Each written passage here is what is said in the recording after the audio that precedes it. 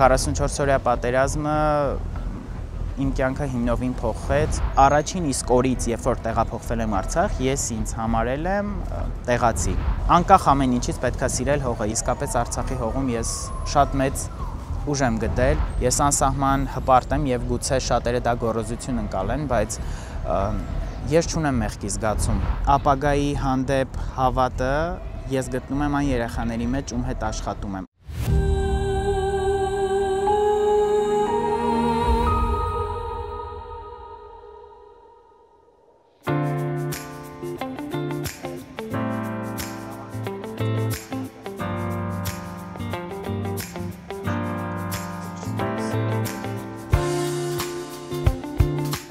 Չէ, սովորաբար մարդիկ, երազանքներն ու նպատակները իրենց ծննդավայրի հետ են կապում։ Դուք Հայաստանում ունեիք ընտանիք, աշխատանք, շրջապատ, բայց 2020-ի պատերազմից հետո որոշեցիք գնալ Արցախ։ Ինչու՞։ Ինչու հարցին պատասխանելը շատ դժվար է։ Երևի կարող եմ ասել, որ Աստված հուշեց եւ դա կյանքիս լավագույն որոշումն էր, որ կարող էի կայացնել եւ լավագույն քայլն էր, որը որ տարավ ինձ դեպի ինքնաճանաչման եւ դեպի իմաստության, որովհետեւ Արցախ տեղափոխվելուց հետո հասկացա, որ մարդիկ կարող են ծնվել մեկ այլ վայրում, բայց իրենց որոշմամբ գիտակցված, այսպես ասեմ, փոխեն իրենց ծննդավայրը եւ այսօր շատ շատերը մտածում են, որ ես ծննդով Արցախից եմ եւ դա միայն ու միայն ինձ համար գոնե թե հպարտություն է, որովհետև անսահման բախտավոր եմ, որ կարողացել եմ ապրածս այդ կարճ ժամանակահատվածում, տարիներում Արցախում հասկանալ, թե ինչ է Արցախը, ինչ է Արցախի հողը եւ առհասարակ ինչ զորություն կա այդ հողում։ Որոշեցիք միանգամից թողնել մի քանի աշխատանք։ Շատ դժվար է եղել, որովհետև այն տարիքում էի գտնվում, որ թվում էր, որ աշխարհում ամեն ինչ լավ է, բոլոր իմ երազանքների, նպատակներին հասել եմ։ Այդ ժամանակ 2 համալսարանում էի սովորում զուգահեռ, 3 աշխատանք ունեի, ամեն ինչ լավ էր իմ կյանքում եւ ֆինանսապես եւ բոլոր իմաստներով ու նաեւ զուգահեռ այն տարիքում էի գտնվում, որ վախենում էի կորցնել իմ ձեռք բերածը, բայց 20 թվականի 44-օրյա պատերազմի ավարտի օրը միանգամից ամեն ինչ վերջացավ եւ սկիզբ դրվեց նոր կյանքի, զրոյական կետից։ Եթե պատերազմը չլիներ, չէիք գնա։ Եթե պատերազմը չլիներ, չէի գնա երբեք այդ որոշմանը եւ նաեւ գուցե ամբողջ կյանքում ապրեի ու չհասկանայի, թե ինչ է առհասարակ Արցախը, ինչ է հայրենիքը, ինչ է սերը, ինչ է նվիրումը եւ 44-օրյա պատերազմը իմ կյանքը հիմնովին փոխեց ու նաեւ գիտենք, որ շատ շատերի կյանքը, եթե ոչ բոլորի փոխեց։ Գուցե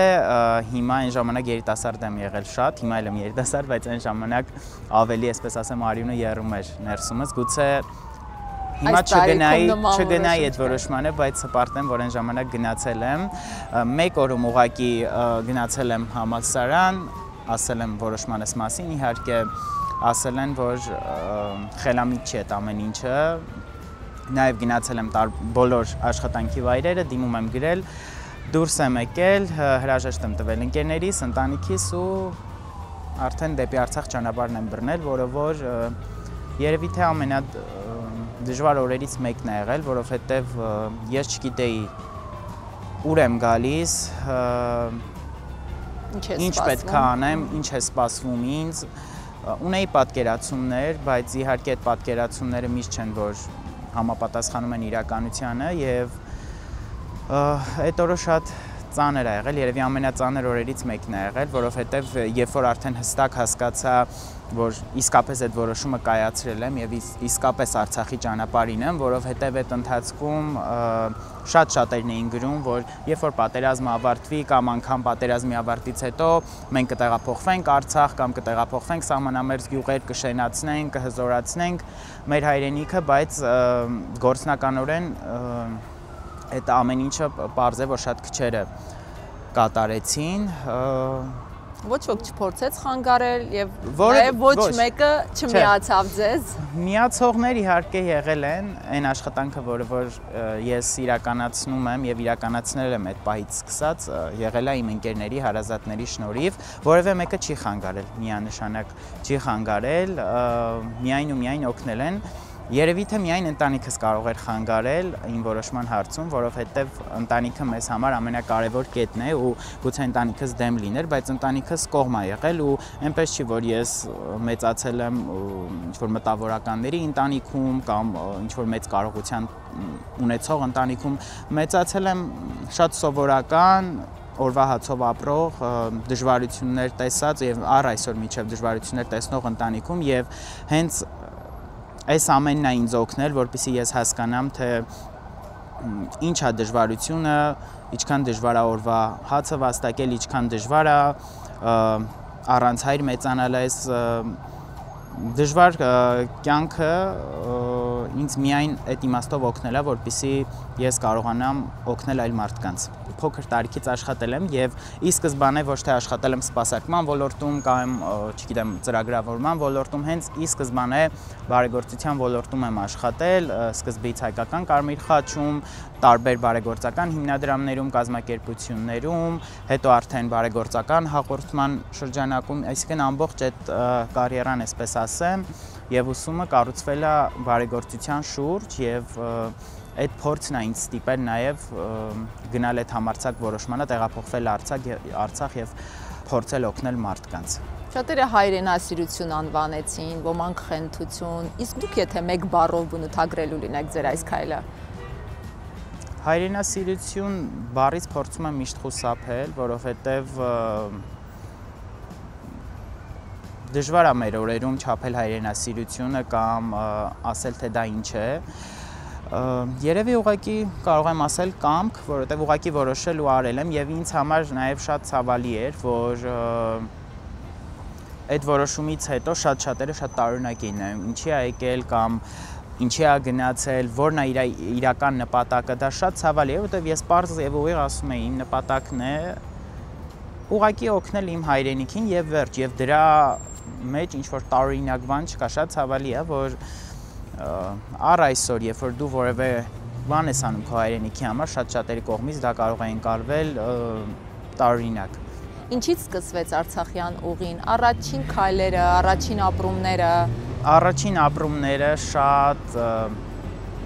դժվար ու խառն են եղել, որովհետև ես հեշտ ճանապարհ չէի ընտրել։ Ես ընտրեցի գալ Արցախ, ես ընտրեցի ապրել սահմանապահ գյուղում եւ ընտրեցի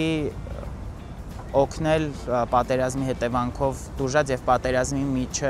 մեջ ապրող մարդկանց եւ այսինքն ընտրեցի եղածի մեջ ամենաբարդ տարբերակներն ու ուղիները, բայց փառք Աստծո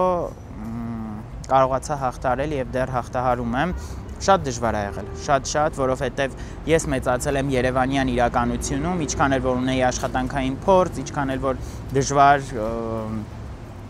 տարիներ եմ ունեցել իմ կյանքում, միևնույնն է շատ դժվար էր Արցախում եւ իսկ մինչ այդ Արցախում շատ եք եղել, ճանաչում եք Արցախը։ Միջև իմ Արցախ տեղափոխվելը քիչ եմ եղել Արցախում, միայն նկարահանումների համար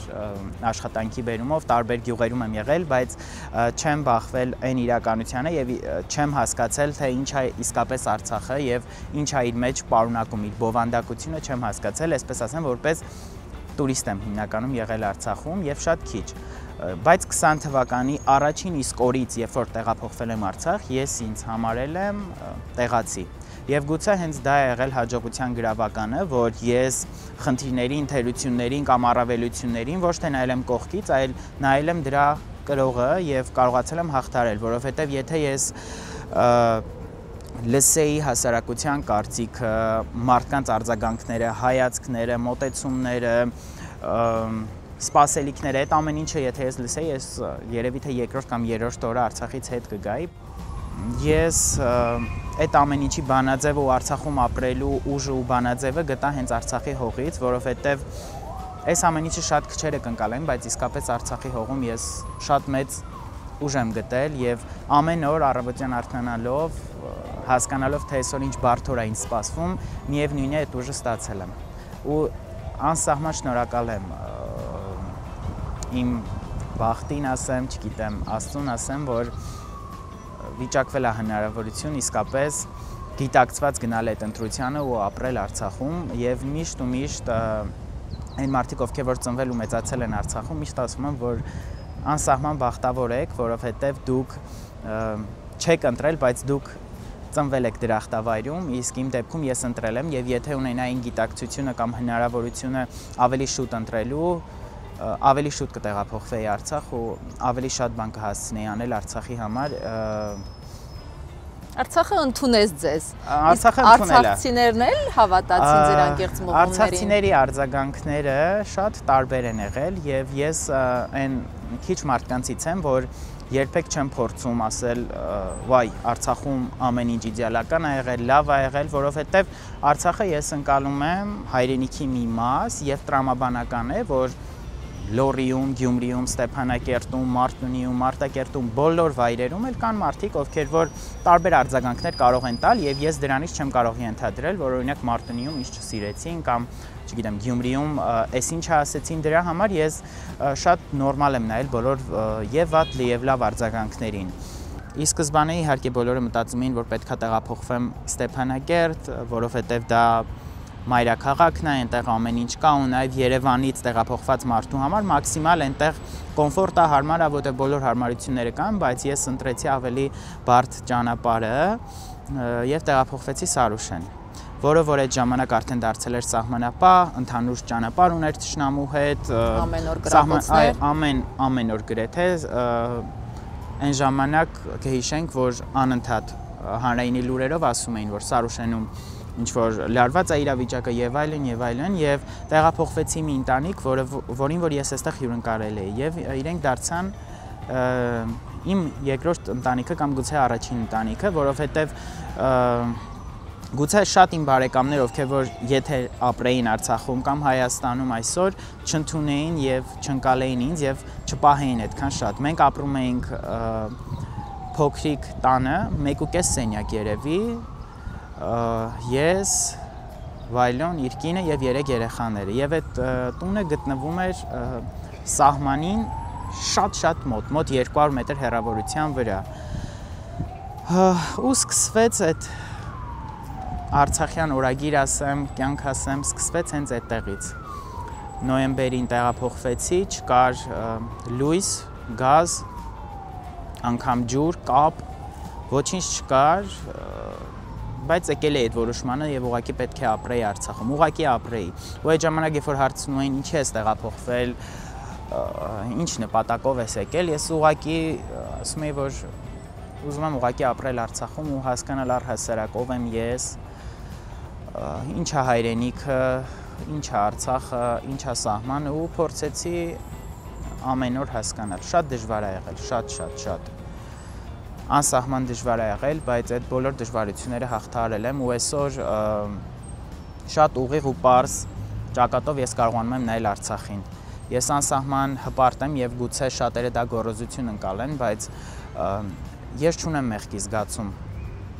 Արցախի եւ հայրենիքի հետ կապված, որովհետեւ լինելով երիտասարդ տարիքում փորձել եմ անել առավելագույնը։ Արցախում ինչ սովորեցիք, ինչ կար այնտեղ, որ չկար ոչ մի տեղ։ Արցախում սովորեցի տալ հայրենիքին եւ չսպասել որևէ բան, որովհետեւ լավագույն սպասումը եւ լավագույն բանը, որ հայրենիքը կարող էր տալ քեզ, դա քո կյանքն է, որը որ տվել է եւ այն հնարավորությունը ապրես հենց իր հողում։ Արցախում ամեն ինչ եմ սովորել, ամեն ինչ։ Ամեն դժվար օրվա, ուրախ օրվա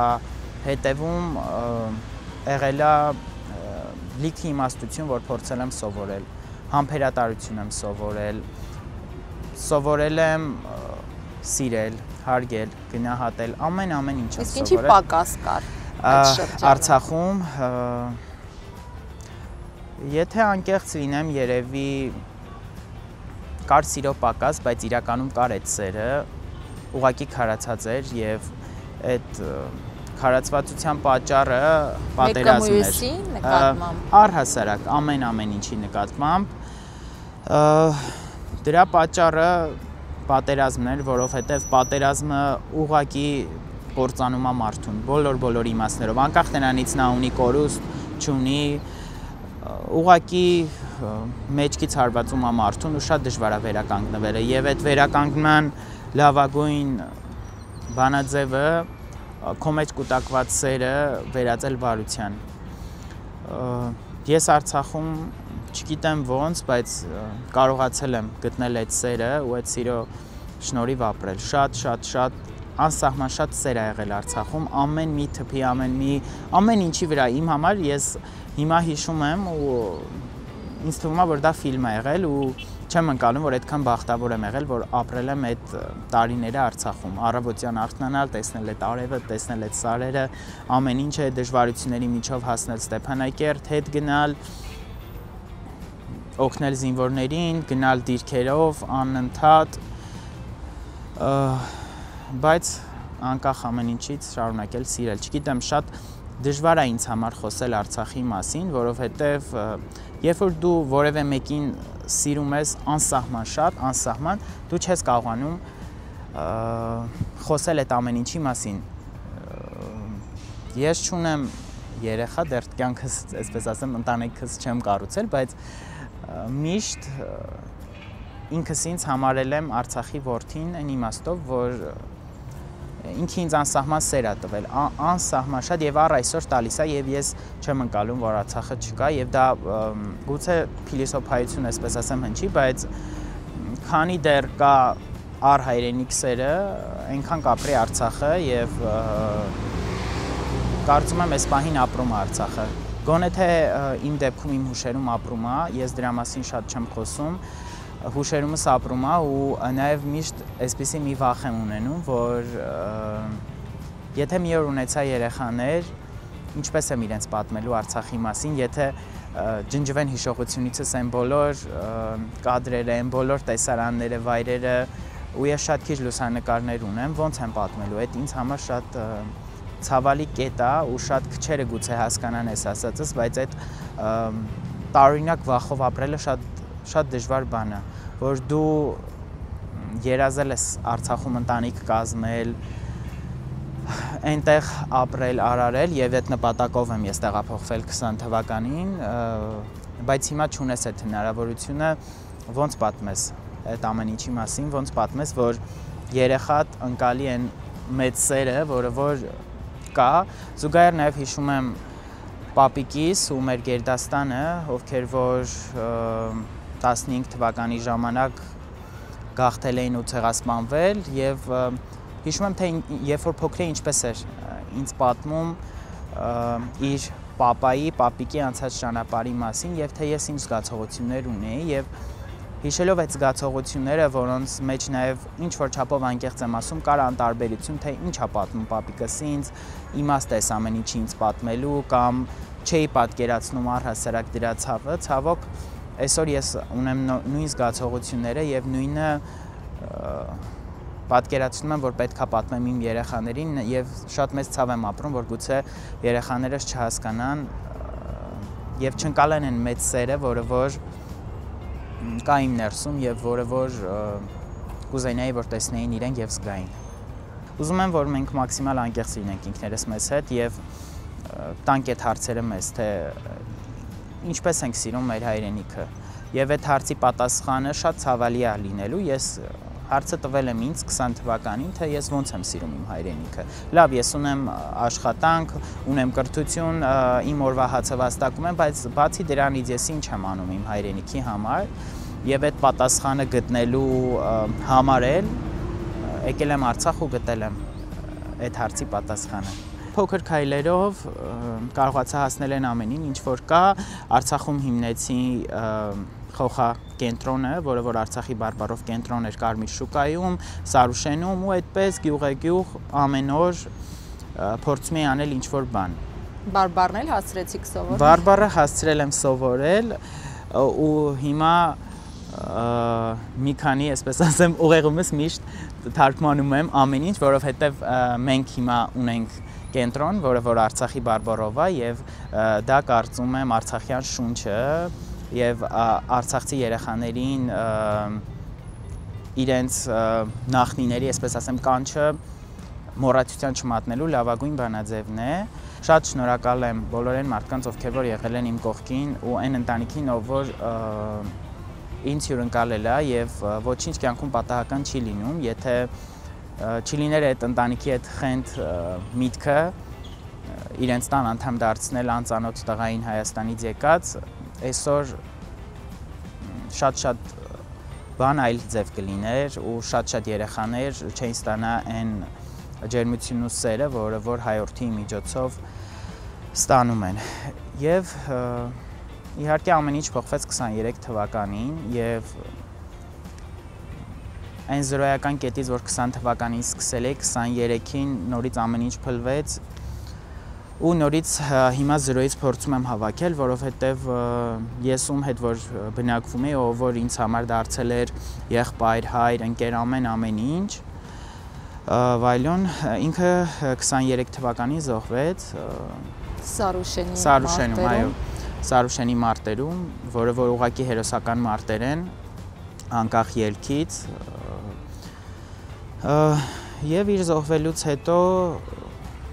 շատ դժվար է դարձել ամեն ինչ, որովհետև այդ մարդը իմ համար եղել է բառացիորեն ամեն ինչ, բոլոր իմաստներով, շատ դժվար է դարձել առաջ շարժվելը, բայց անկախ ամեն ինչից անում եմ առավելագույնը եւ պետք է անեմ առավելագույնը հանուն մեր հայրենիքի եւ հանուն այն տղաների, ովքեր որ իրենց ամենաթանկը կյանքը նվիրել են մեր հայրենիքի համար։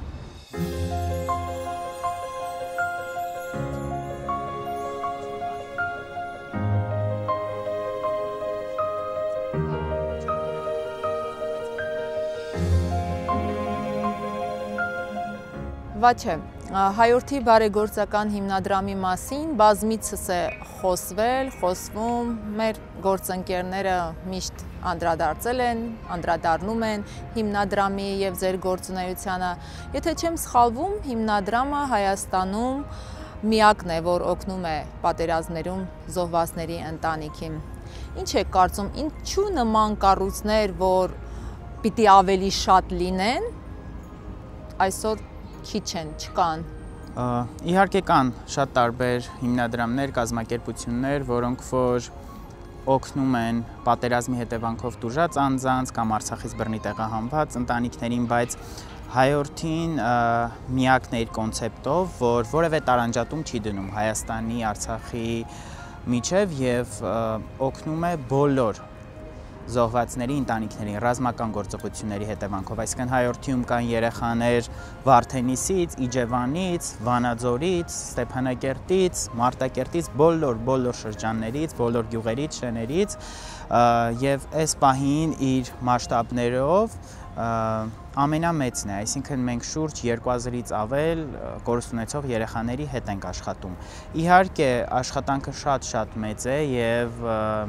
լավ կլիներ, որ լինեին շատ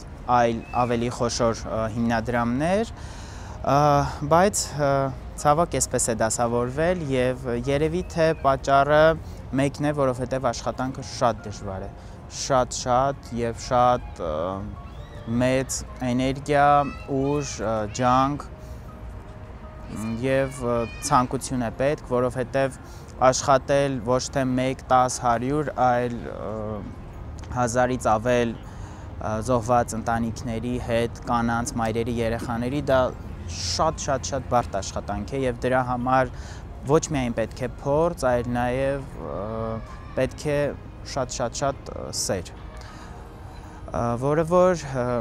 անձնապես կարող եմ իմ դեպքում ասել, ես գտնում եմ երեխաների միջոցով ու իրենց հետ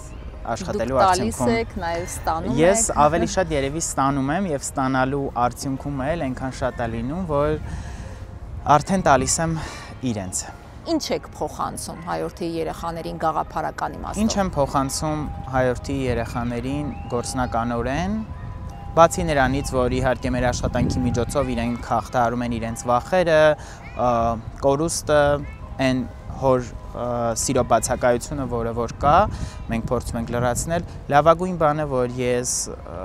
սովորեցնում եմ երեխաներին անկախ դժվարություններից, անկախ կորստից, անկախ ցավից գործնականորեն սիրել հայրենիքը։ Եվ կարծում եմ, որ ինչ-որ չափով ստացվում է, որովհետև առարկայական ես տեսնում եմ այն փոփոխությունները երեխաների մեջ 3, 4, 5, 6 տարեկան, որ օրինակ 5 տարեկան Արտակը ասում է, որ ինքը չի ուզում ստի, մենք որոշել ենք, որ երբ որ ինչ-որ գործողության լինում, ասում եմ, ես չեմ ուզում ստել, որովհետև ստելով ես վնասում եմ իմ հայրենիքին, կամ դրսում չեմ ուզում հաղթապել, որովհետև այդպես ցավեցնում եմ իմ հայրենիքին։ Այսինքն լավագույն բանը, որ ես ուզում եմ սովորեցնել եւ փորձում եմ սովորեցնել երեխաներին, անկախ դժվարություններից, ցավից, կորստից, երբեք ու երբեք չչարանալ, երբեք ու երբեք որևէ բան չակնկալել հայրենիքից ու սիրել անկախ դժվարություններից, որովհետև միայն ու միայն այդ շատ կորուստ եւ ամենաշատը հայրենիքին առավելագույնը նվիրած երեխաների ու ընտանիքների օրինակով մենք կարող ենք բուժել մեր ցավերը եւ ցույց տալ, որ այս հայրենիքը իսկապես շատ սիրո եւ հոգատարության կարիք ունի։ Իսկ Արցախի ապագայի հանդեպ հույսը որտեղ է ամրանում, հավատքի թե անձնական պատասխանատվության մեջ, իսկ գուցե պարզ մարդիկ են ավելի պինդ դարձնում։ Երեքը միասին ու երբեք իրականում այս հարցը այդպես չէին գալել ու այդպես որևէ մեկը չէր տվել։ Երեքը միասին, որովհետև ապագայի հանդեպ հավատը ես գտնում եմ այն երեխաների մեջ, ում հետ աշխատում եմ, այն երեխաների, ովքեր որ կորցրել են ամենաթանկ մարդկանց հանուն հայրենիքի լինելիության եւ ես վստահ եմ, որ ապագան լինելու է հայրենիքի շնչով եւ